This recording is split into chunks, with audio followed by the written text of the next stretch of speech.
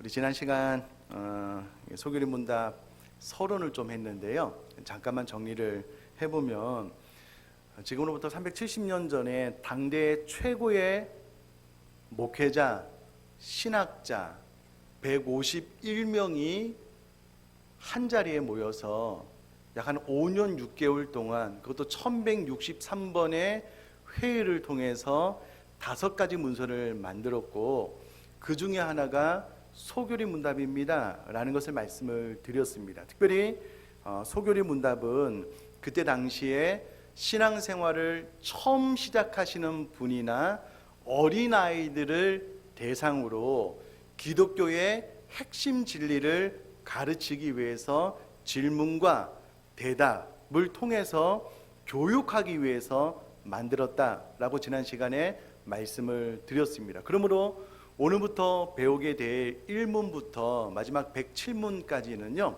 당시의 신앙생활을 처음 이제 막 시작하신 분들 혹은 어린아이들을 대상으로 가장 쉽게, 또 성경의 가장 핵심적인 내용만을 요약해서 가르치기 위해서 만들어둔 소교리 문답이기 때문에 우리 모두가 이 정도는 기본적으로 알고 계셨으면 좋겠다라는 것을 지난주에 말씀을 드렸습니다.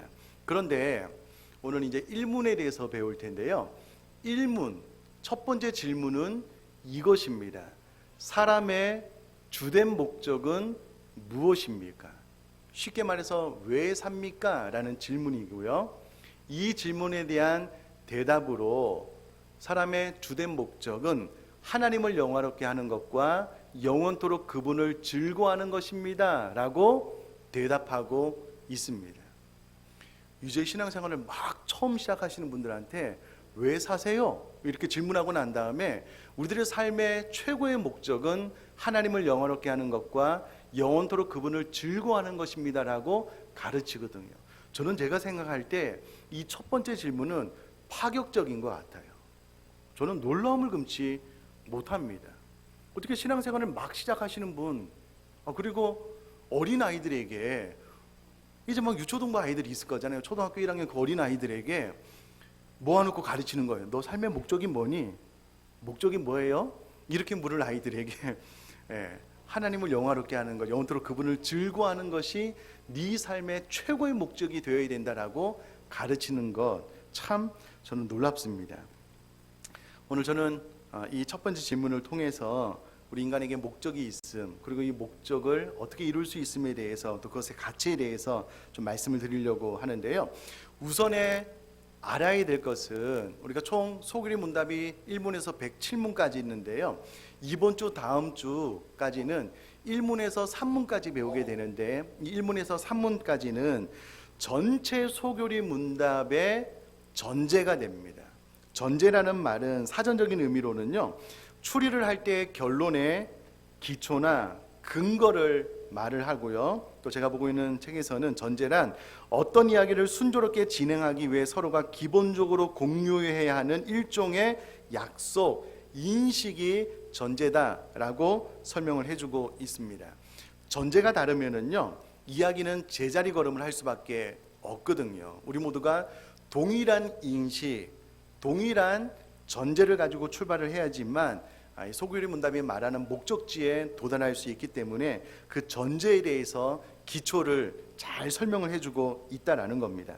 빠르게 1문에서 3문까지만 또 간단하게 요약을 하면은요, 1문은 사람의 주된 목적이 무엇입니까? 그것은 하나님을 영화롭게 하는 것과 영원토록 그분을 즐거워하는 것입니다 라고 대답을 하고 난 다음에, 그러면 하나님을 영화롭게 하고 그분을 영원토록 즐거워하기 위해서 하나님께서 우리에게 주신 규칙은 무엇입니까? 유일한 규칙은 무엇입니까? 라고 질문을 던지고 난 이후에 그것은 하나님의 말씀입니다. 이것도 참 중요한 것이요, 우리에게 주어진 이 성경을 하나님의 말씀으로 우리 모두가 인정하지 않으면 절대 기준이 될 수 없거든요. 그래서 전제로서 이와 같은 대답을 하고요. 성경이 주로 가르치는 것은 무엇입니까?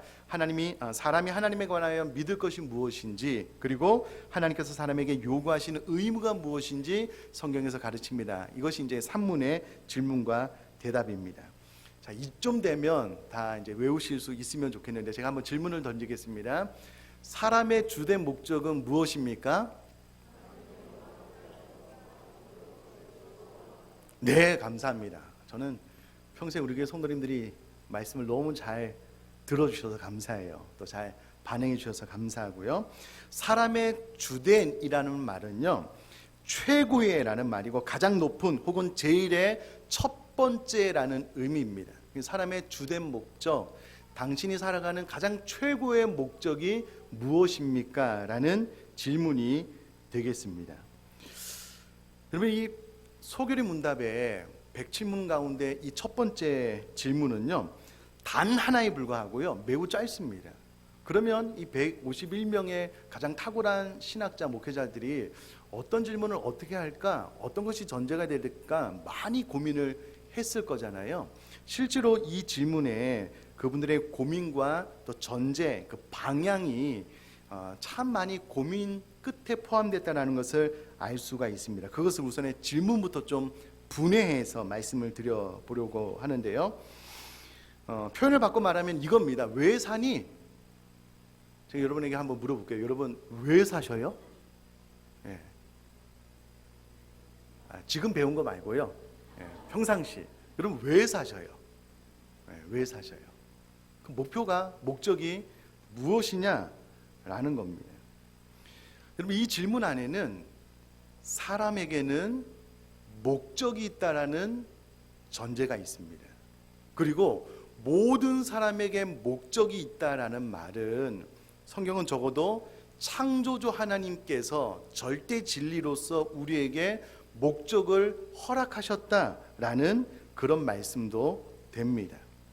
자, 그러면 인간에게 목적이 있다라는 말을 이 세상의 모든 사람이 동의하느냐? 그렇지 않습니다. 그렇지 않아요.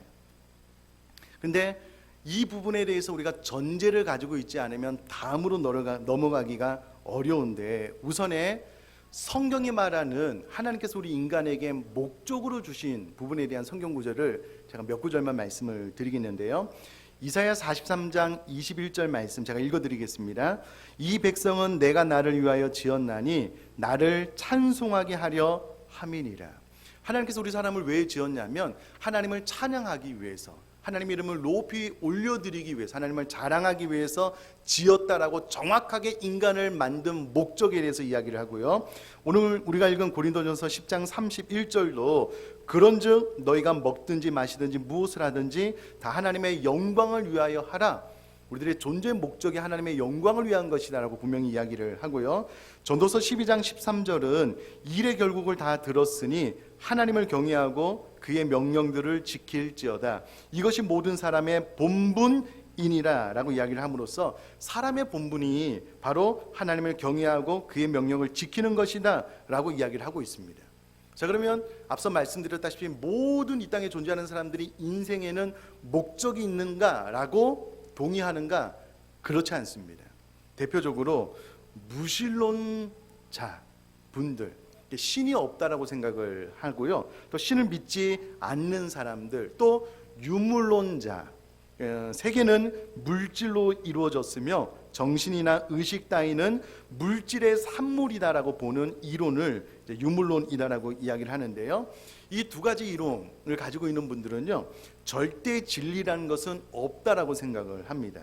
무신론자들은 우리는 이제 신이 있다라고 믿어서 하나님께서 온천한 만물을 창조했다라고 믿는 사람들이잖아요. 신이 없다라고 생각하는 사람들은 이 세상은 우연히 우주 대폭발 같은 이런 자연 현상으로 인하여 지구라는 환경이 만들어지고 이 지구 위에 단세포 형태의 유기물이 점점점 진화해서 사람이 됐다라고 생각을 하는 거예요. 신이 없습니다. 물질로 인하여 정신이 만들어졌다라고 생각을 하기 때문에 인생의 목적은 누군가가 주는 것이 아니라는 거예요. 어떤 신이 우리에게 인생의 목적이라고 덜컥 주는 것이 아니라 내가 우연히 만들어졌기 때문에 인생의 목적은 내가 찾아야만 되는 거라는 거예요. 내가. 이 말은 내 인생은 나의 것이기 때문에 나의 행복과 나의 만족을 위해서 내가 인생의 목적을 설정하고 그것을 찾아 나가는 것이 우리 인생이다라고 이야기를 하고 있습니다. 여러분, 이런 분들은요, 각자 우리가 우연히 만들어진 존재이기 때문에 인생의 목적이 다 같을 수가 없다는 거예요. 다 각자 다른 인생의 목적을 가지고 삶을 살기 때문에 네가 말하는 인생의 목적을 나에게 강요하지 말라는 거예요. 나는 내 나름대로 인생의 목적이 있고 나는 그것을 추구하고 있다라고 이야기를 합니다. 존재의 목적도 다르고 또 살아가는 이유도 다 다르고요. 절대 진리라는 것은 없고 그저 존재할 뿐이다라고 생각하는 사람들이 의외로 많이 있습니다. 혹은요, 그렇지 않으면 존재의 목적은 오로지 자기 자신인 거예요. 자신의 행복을 위해서 끊임없이 탐닉하게 되고요. 그 목적을 위해서 수단과 방법을 가리지 않는 그런 삶을 살게 됩니다. 그런데 이런 분들의 공통적인 특징은 내가 어디로부터 와서 어디로 가는지 몰라요. 우연히 만들어진 존재고 나 스스로 내가 원하는 것을 추구하다가 삶을 살다가 끝나기 때문에 그 인생이 방황하고 또 허무해질 수 있다라는 겁니다. 자, 대표적으로 교리를 준비하면서요, 하나님 앞에 기도하는 가운데 참 감사하게도 한 인물을 떠올리게 해 주셨습니다. 대표적인 인물이 솔로몬이라는 인물이에요. 제가 성경 구절을 한 절 읽어드릴 텐데요. 전도서 2장 10절은 이렇게 기록이 되어져 있습니다. 무엇이든지 내 눈이 원하는 것을 내가 금하지 아니하며 무엇이든지 내 마음이 즐거워하는 것을 내가 막지 아니하였으니 라고 기록을 합니다. 솔로몬은요, 그가 인생을 살아감에 있어서 내가 내 자신을 행복하게 할 수만 있다면, 즐겁게만 할 수 있다면 그게 무엇이라도 막지 않고 내가 한번 해보겠다, 내가 얼마나 즐겁고 내가 얼마나 행복해질 수 있는지 한번 도전해보겠다, 이렇게 하고 나서요, 그가 어떤 일을 했냐면, 오늘 시간이 되면 전도서 2장 1절부터 한번 쭉 읽어보셔요. 제가 요약해서 말씀을 드리면, 여러 가지가 있는데 좀 요약해서 말씀을 드리면은요, 사업을 크게 한번 벌려봤대요. 그가 많은 건축물들을 세워봤대요. 포도원을 일구고요, 안 해본 것이 없대요. 심지어는 남녀노비들을 사기도 하고 이스라엘의 그 누구보다도 많은 소와 양떼를 가져보기도 했대요. 노래하는 남녀들을 두어서 옆에서 많이 노래하기도 했고요. 또 솔로몬이 그가 지혜가 충만한 사람이기 때문에 학문에 있어서도 정말 타의 추종을 불허할 만큼 많은 학문적인 완성을 이루었고요. 결정적으로 인생들이 기뻐하는 처첩들을 많이 두었대요. 신앙생활을 조금 해보신 분들은 아시겠지만 그의 아내 첩들이요 1000명 됐습니다. 1000명. 그러니까 성적으로도 그의 어떤 즐거움을 아무도 막지 못해서 제어하지 못했습니다. 그가 예루살렘에 있던 모든 자들보다 창성하고 내 지혜도 내게 여전히 있다라고 말을 했는데, 그런 삶을 산 결론이 무엇이냐면, 들어보셔요. 전도서 2장 11절입니다. 그 후에 내가 생각해 본즉 내 손으로 한 모든 일과 내가 수고한 모든 것이 다 헛되어 바람을 잡는 것이며 해 아래서 무익한 것이로다. 솔로몬이요, 자기가 자기 자신을 즐겁고 행복하게 할 수 있는 그 무엇도 절제하지 않았대요. 다 개방적으로 오픈해서 받아들여 봤대요.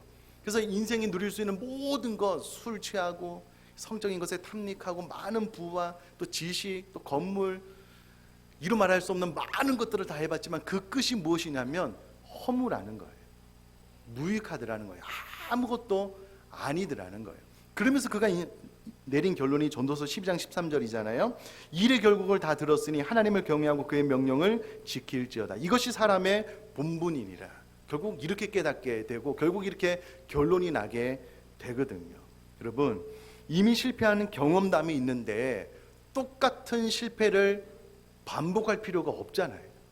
그럴 필요가 없습니다. 그러므로 인생의 목적은요, 나의 행복이 아니라는 거예요. 내가 나 스스로를 즐겁게 하는 것을 금할 필요가 없는 것이 인생의 목적이 아니라는 겁니다. 실패할 수밖에 없다는 거예요. 자, 그러면 사람에게 인생의 목적이 있느냐, 그것도 최고의 목적이 있느냐? 있다라는 거예요. 그렇게 질문을 하고 난 다음에 이제 답이 두 가지인데요.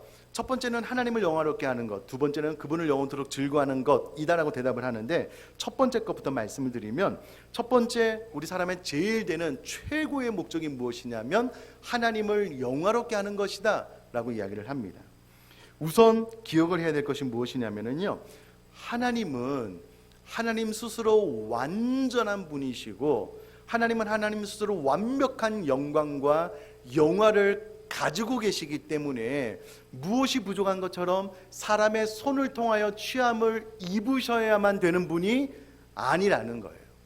우리가 하나님을 영화롭게 한다라고 했을 때에 하나님의 영광, 하나님의 영화가 부족하기 때문에 우리 사람이 하나님 앞에 영광을 올려드려야, 하나님 앞에 영화로움을 올려드려야지 하나님의 영광과 영화로움이 완전해지는 것이 아니라는 거예요. 하나님은 스스로 완벽한 분이십니다. 그럼에도 불구하고 왜 하나님께서 우리에게 하나님을 영원롭게 하는 삶을 살라라고 명령을 하고 있냐면 그 이유에 대해서도 말씀을 드리겠고요. 그 우선에 하나님을 영원롭게 한다는 말이 무엇이냐? 하나님 스스로 완벽한 분이시거든요. 하나님 스스로 완전한 분이시거든요. 그럼 우리가 하나님을 영원롭게 하는 방법은 하나님의 하나님 되심을 우리들의 삶 가운데 자랑하는 거예요. 선포하는 거고요. 말하는 겁니다. 혹 다른 표현으로 하자면 내가 내 삶을 살아가는 선택의 그 중심에 늘 하나님을 인식하되 하나님을 창조주, 내 생명의 주인으로 인지하고 내가 먹든지 마시든지 무엇을 하든지 다 하나님의 영광을 위하여 선택하고 행동하는 것이 하나님을 영원롭게 하는 것이다라고 성경이 기록을 하고 있다라는 겁니다. 그럼 이것을 가만히 생각을 해보면은요, 우리들의 삶의 최고의 목적은 늘 창조주 하나님을 기억하고 하나님의 하나님 되신, 특별히 하나님께서 우리에게 행하신 일들을 자랑하는 거예요. 찬양하고요, 또 전도하는 거고 전하는 겁니다. 이 세상 만방 가운데 선포하는 거예요. 그와 같은 방법을 통해서 우리는 하나님을 영화롭게 할 수 있고 하나님 앞에 영광을 올려드릴 수 있다라는 겁니다. 자, 첫 번째 질문을 해놓고 대답의 초점이요, 하나님께 있다는 것을 기억을 하시면 좋겠습니다. 자, 질문은 사람의 주된 목적이 무엇입니까? 라고 질문을 하고 난 다음에 그 대답으로 하나님께 초점이 있는 하나님을 영화롭게 하는 삶입니다라고 대답을 하고 있다는 겁니다.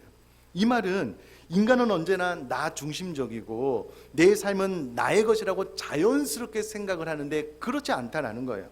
그 중심에 늘 하나님을 생각하므로 하나님께서 무엇을 좋아하실까? 예수님이라면 어떻게 하실까? 내가 이것을 선택한 결과 하나님은 어떠한 영광을 받으실까? 그것을 최고의 가치를 놓고 생각하고 판단하고 행동하라는 겁니다. 제가 다시 한번 물어볼게요. 우리 성도님들 왜 사셔요? 왜 사셔요? 네. 네. 자, 지금 배운 거 말고요, 마음속 깊은 곳에 어떤 목적을 가지고 살아오셨던 것 같으세요?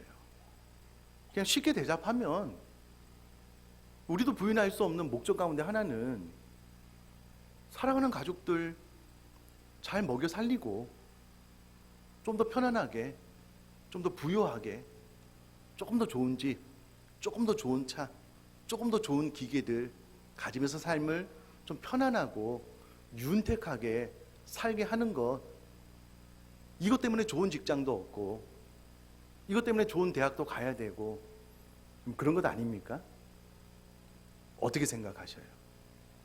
사랑하는 자녀들이 대학을 결정하기 전에 아빠 엄마 나 어떤 대학 갈까? 묻는 거예요. 혹은 어떤 직장을 구하기 전에 아빠 엄마 내가 어떤 직장을 얻어야 될까 묻는 거예요. 그러면 진짜 우리들의 삶의 중심에 내가 사나 죽은 하나님의 영광을 구하고 하나님을 영화롭게 한다는 의식이 있으면, 그래? 네가 그 학교를 통해서 그 직업을 통해서 하나님의 영광 받으실 수 있는지 그걸 좀 생각했으면 좋겠어. 우리가 그렇게 대답을 했을까요?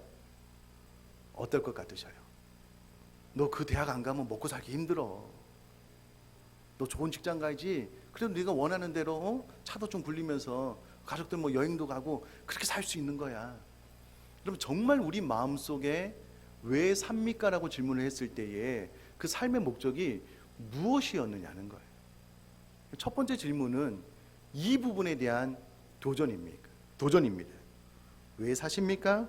하나님의 영광을 위해서 살아갑니다. 그럼 이 말이 의미하는 바는요, 우리가 무엇인가를 선택할 때 그 기준이 나에게 좋으면 되지 뭐, 돈 많이 벌면 되지 뭐. 뭐 공의, 뭐 정의, 뭐 별로 관심 없어. 뭐 나한테만 유익이 되면 돼. 여러분, 그런 모든 선택의 기준을 지향하는 질문이에요. 다 벗어 던지라라는 그런 요구입니다. 소요리 문답 첫 번째 질문의 대답의 초점은 나에게 있지 않아요. 내 삶의 목적이 내가 아니라는 거예요. 하나님께 있다는 거예요. 그래서 먹든지 마시든지 무엇을 하든지 다 하나님의 영광을 위하여 생각하고 판단하라라는 겁니다. 제가 수요 성경 공부 시간에 그런 말씀 드렸는데, 여러분, 우리 자녀가 우리에게 와서 상담을 하는 거예요. 아빠, 엄마, 직장을 얻으려고 하는데 일주일에 딱 2번만 빠지면, 2번은 예배할 수 있어. 내가 교회를 떠난다는 말이 아니야. 내가 예배할 수 있어. 일주일에 2번은 주일 성수를 못해. 직장에서 일을 해야 되는데 한 달에 1,000만 원 준대. 1,000만 원. 1,000만 원. 1년이면 1억 2천이야. 내가 주일 성수할 수 있는 다른 직장 구할까? 이 직장 구할까? 어떻게 하면 좋겠어, 아빠, 엄마? 뭐라고 대답해 주실 것 같으셔요? 뭐라고 대답해 주실 것 같으셔요? 네. 그 1,000만 원 벌어서 50%만 나한테 주면 돼. 그럼 그렇게 대답하시겠어요? 그럼 정말 우리들의 삶의 결정적인 순간의 결정의 기준이 무엇이냐는 거예요. 그래서 첫 번째 질문은 그래서 전제가 되는 질문입니다. 참 쉽지 않아요. 이 질문의 대답이 나의 목적, 나의 행복, 내가 돈을 많이 벌어서 행복하게, 여기 있지 않다는 거예요. 하나님의 영광에 있다는 거예요. 그것도 초신자에게, 이제 막 신앙생활을 시작하는 분들에게 이것을 가르쳐요. 너무 도전적이죠. 오늘날 신앙생활 오래 하는 우리도 머리로는 동의를 하지만 결정의 순간에는 흔들릴 수밖에 없는 가르침이다라는 거예요. 입시, 취직, 결혼, 나의 꿈, 이 모든 것들은 우리들의 삶 가운데 작은 목적이 될 수 있지만 그것을 통한 하나님의 영광이 궁극적인 목적이 되어야 된다라는 거예요. 근데 하나님의 영광은 오간데 없고, 그것을 통해서 내가 좀 더 잘 살 수 있다면 뭐 주일 성수는 뭐 다 못하면 되지 뭐. 하나님 말씀 조금만 저버리면 되지. 아니라는 거예요. 그렇지 않다라는 겁니다. 제가 생각할 때 이 가르침은요, 정말로 제대로 거듭나지 않은 사람들은 동의할 수 없을 것 같아요. 진짜 제대로 거듭났는데, 근데 거듭나서 보니까 내 생명의 주인이 하나님이신 거예요. 내가 영원한 지옥 형벌을 받아 마땅한데 예수님의 거룩한 보혈로 나를 구원해 주셨고요, 이제는 너를 위해서 살지 말고 나를 위해서 살아야 된다. 이것이 너의 삶의 유일한 목적이다라고 우리에게 말씀하셨을 때에 진정으로 거듭난 사람들은 동의가 될 수 있을 것 같아요. 나는 사나 죽으나 주님의 것입니다. 근데 진정으로 거듭나지 않고 신앙생활 하시는 분들은요, 솔직히 동의가 잘 되셔요? 잘 안 돼요. 혹은 머리로 제가 이 강대상 앞에는, 자, 우리가 배웠으니까 사람의 주된 목적이 무엇입니까? 왜 하나님을 영화롭게 하는 것과 영원토록 그를 즐거워하는 것입니다 라고 대답은 할 수 있지만 삶의 현장에서는 안 돼요. 될 수가 없습니다. 결정적인 순간에 나의 유익을 구하게 된다니까요. 그래서 이 질문이 저는 너무 도전적인 것 같아요. 제대로 거듭난 사람만 아멘으로 받고 그렇게 삶을 살아가기로 결단할 수 있을 것 같아요. 성경에 보면 이런 삶을 산 사람이 있느냐? 있어요. 얼마든지 많습니다. 다니엘이 하루에 3번 기도하는 것 때문에요, 사자굴에 떨어지게 됐습니다. 잠깐만 문 닫아 놓고 잠깐만 쉬면 돼요. 끝까지 문을 열어놓고 기도했거든요. 왜냐하면 그의 삶의 목적은 안위가 아니었어요. 안전하게 사는 것이 아니었어요. 하나님의 영광을 내가 끝까지 드러내는 것. 결국 이것 때문에 사자굴에 떨어져요. 하나님께서 이제 살려주셨지만, 해피엔딩으로 끝나서 이 스토리를 좋아하는 것이 아니고, 저는 다니엘의 그 결단이 중요한 것 같아요. 세 친구 7배나 뜨거운 풀무불에 떨어졌잖아요. 하나님께서 우리를 건져주실 거라고. 그러나 그리 아니하실지라도 나는 별로 상관없다고. 오직 하나님의 영광만 위해서 산 사람들이 성경에 허다하거든요.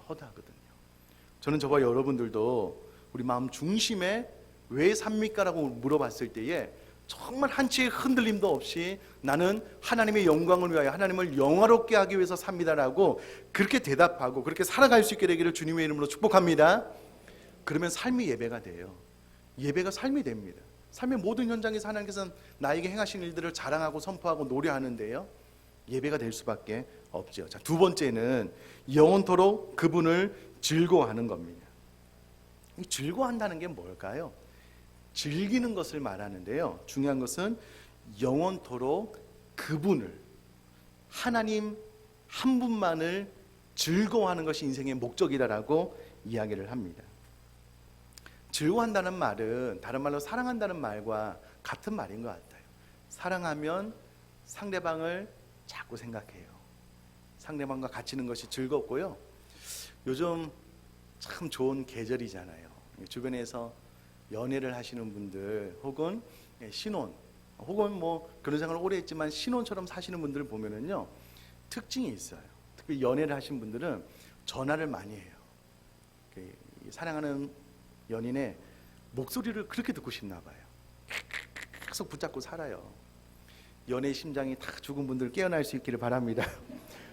막 맨날 그냥 막 전화통 붙잡고 살아요. 그 이야기를 듣고 싶은가 봐요. 작은 사소한 일도 그게 그렇게 좋대요. 더 좀 이야기를 해달라고. 사랑하면요, 상대방을 즐거워해요. 결국 즐거워한다는 말은 사랑한다는 말과 동의어인 것 같습니다. 중요한 것은 그분을 즐거워하는 거예요. 자, 왜 이렇게 대답을 해놨을까? 참 고민을 많이 하고 우리들이 신앙생활의 잘못에 핵심을 콕 찌르는 것 같아요. 여러분 저를 한번 봐주시면, 영원토록 하나님 자신을 즐거워하는 것이 우리 인생의 목적이래요. 오늘날 신앙생활 하신 분들한테 잘 생각을 해보셔요. 하나님 자신을 사랑하고 즐거워하는지, 하나님께서 나에게 허락하신 기도응답, 하나님께서 나에게 허락하신 축복, 하나님께서 나에게 허락하신 그 무엇을 즐거워하는지 잘 생각을 해보셔요. 잘 생각을. 그 드라마나 TV 혹은 요즘 나오는 뭐 쇼킹한 뉴스 보면은요, 막장 드라마, 막장 이야기 있잖아요. 근데 여자분이, 남자분이요, 20살, 30살보다 더 많은데 결혼을 해요. 결혼을. 이분을 진짜 사랑해서 결혼했는가? 나중에 돌아보면 이분이 가지고 있는 재산이 욕심이 있었던 거예요. 그래서 이혼을 하니까는요, 수십억, 수백억을 막 위자료로 받아요. 그럼 그 결혼의 목적이 무엇이냐? 이분 자신이 아닌 거예요. 이분이 가지고 있는 그 무엇인 거예요. 그럼 여러분, 우리들의 신앙생활은 어떨까요? 여러분들이 신앙생활의 목적이 하나님 자신이셔요? 하나님을 더 사랑하는 것이셔요? 어떠셔요? 하나님께서 내가 기도하면 막 응답을 해주시고 내 삶에 축복을 해주니까 하나님이 너무 좋아요. 근데 정말 내 마음에 간절한 마음으로 기도했는데 응답이 안 돼서 하나님이 싫어요. 막장 드라마예요. 막장 드라마. 예. 하나님 자체를 좋아하지 않는 신앙생활은 우리 인생의 목적, 바른 목적이 아니라고요. 그래서 영원토록 그분을, 그분 자체를, 그분 자신만을 즐거워하는 것이다라고 대답을 해주고 있습니다. 저는 저와 여러분들이 어떤 경우에라도요, 하나님만을 사랑할 수 있게 되기를 주님의 이름으로 축복합니다. 자, 그러면 이 사람의 주된 목적이 하나님만을 위한 것인가요? 아니겠죠. 여러분, 우리 사람은 처음 창조될 때부터 하나님으로 말미암지 않고는 채워지지 않는 빈 공간이 있어요.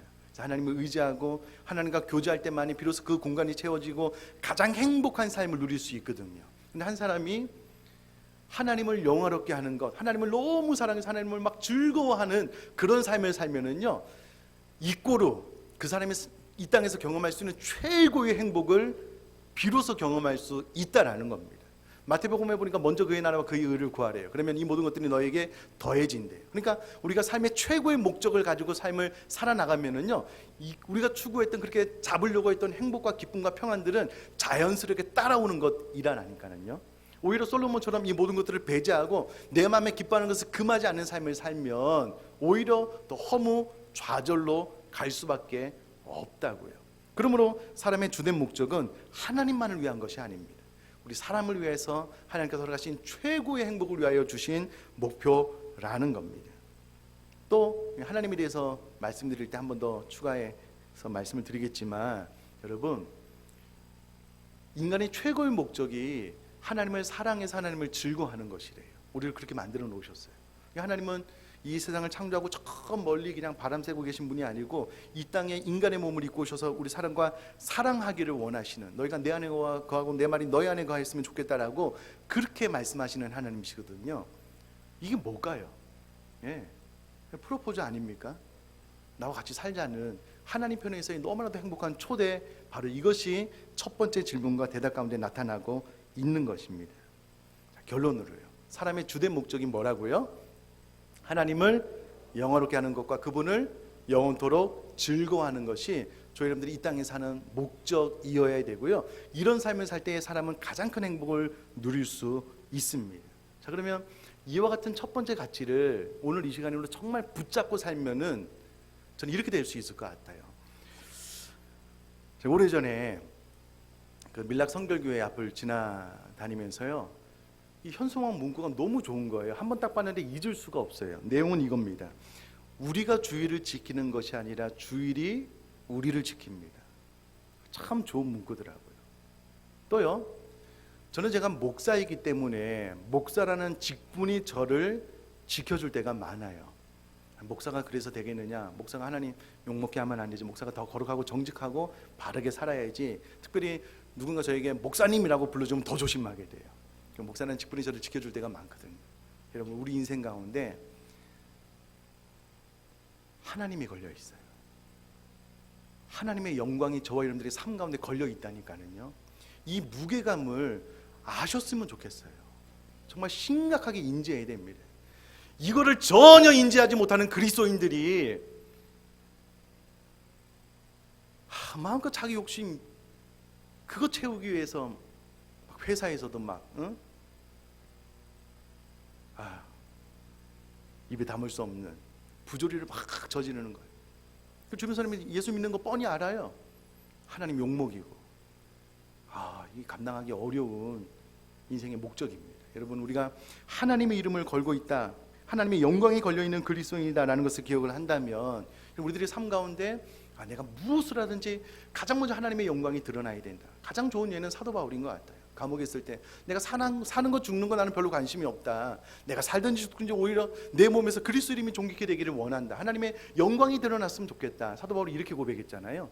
이런 모든 직장생활 가운데 가정생활 가운데 이것을 제1순위에 두면은요, 모든 선택의 기준이 나에게 있지 않아요. 하나님의 영광, 하나님의 영광, 하나님을 어떻게 하면 더 사랑할 수 있을까? 하나님 어떻게 하면 더 즐거워할 수 있을까? 이것을 계속 고민하면서 삶을 살면은요, 비로소 정말 인간의 목적을 제대로 이루는 삶을 살게 되고요, 그런 삶을 통해서 가장 큰 행복을 저희 여러분들이 누리게 될 거라고 저는 확신합니다.